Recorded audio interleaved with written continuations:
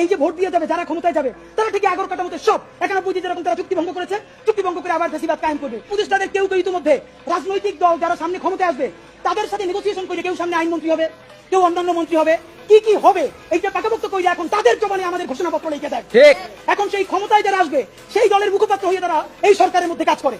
আপনি কিছু বিপ্লবী সিদ্ধান্ত নেন, সেই বিপ্লবী সিদ্ধান্তের মধ্যে আপনি 1 নম্বরে বলেন যে যদি ক্ষমতায় আসবে ওয়াদা করতে হবে 72-এর সংবিধানকে বাতিল করতে হবে।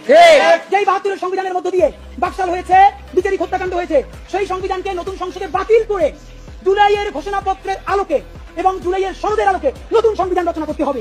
উনি বলেছেন শীঘ্রই জুলাই সনদ বাস্তবায়ন হবে। এই জুলাই সনদের জন্য 19টা মৌলিক সংস্কারে সবাই ঐক্যমত্য পোষণ করেছে। এরপরে যে কথাটা আর বলা হয় না, এই 19টা ঐক্যমত্যের মধ্যে বিএনপি বলেছে তার মধ্যে 10টাই তারা নোট অফ ডিসেন্ট দিয়েছে।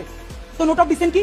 নোট অফ ডিসেন্ট হলো আপাত দৃষ্টিতে আমি এটা মাইনে নিলাম, কিন্তু আমি আসলে এটার সাথে একমত না। তাহলে বিএনপি এই 19টার মধ্যে যেই 10টা নোট অফ ডিসেন্ট দিছে সেই 10টাই তো মোস্ট সিগনিফিকেন্ট জায়গা। তাহলে বিএনপি সরকার গঠন করার পরে এর একটাও যদি বাস্তবায়ন না করে তাহলে আমরা কেন বিএনপিকে ধরবো বলেন? মানে আইনি বাধ্যবাধকতা কোথায়? বিএনপি তো তখন বলবে কেন ভাই, আমি তো বলেই দিয়েছি স্বাক্ষর করার সময় যেখানে আমার দ্বিমত আছে, এখন আমি এটা পাচ্ছি না বাস্তবতায়।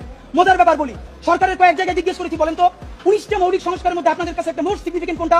তারা বলেছে সংসদের উচ্চকক্ষে পিআর ব্যবস্থা আনুপাতিক হারে। এবং আপনাদেরকে জানাই রাখি সংসদের উচ্চকক্ষে যে পিআর, বিএনপি এখানে নোট অফ ডিসেন্ট দিয়েছে।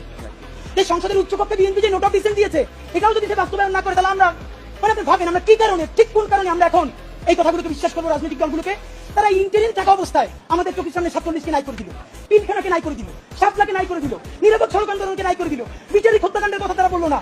যেই তারা ক্ষমতার মসনদ পেয়ে যাবে এই কথা বলার পর যে আমরা আবার জেলে যাবো না তার প্রমাণ কি আপনাদেরকে বলবো? তাহলে আপনারা এটা কি চান?